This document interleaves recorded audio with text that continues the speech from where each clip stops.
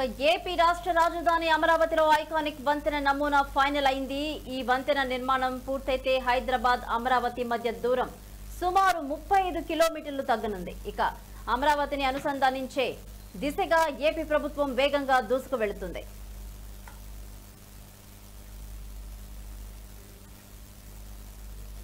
అమరావతిని అనుసంధానించే దిశగా ఏపీ ప్రభుత్వం అయితే దూసుకు వెళుతుంది. ఐకానిక్ కేబుల్ వంతెన నిర్మాణానికి సంబంధించిన డిజైన్ ను ముఖ్యమంత్రి చంద్రబాబు ఖరారు చేశారు.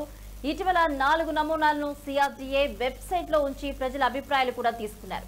అందులో రెండో ఆప్షన్ కు దాదాపుగా 14,000 ఓట్లు రావడంతో అదే నమూనా ఎంపికైంది. అయితే ఇప్పటికే ఈ నమూనాకు సంబంధించి డిపిఆర్ సిద్ధమైంది. అమరావతిలోని N19 రోడ్డును NH65 సంబంధించి అనుసంధానం చేసేలా ప్రాజెక్టు రూపకల్పన చేశారు. 2,500 కోట్ల వ్యయమయ్యే ఈ ప్రాజెక్టుకు త్వరలోనే టెండర్లను ఏపీ ప్రభుత్వం పిలవనుంది.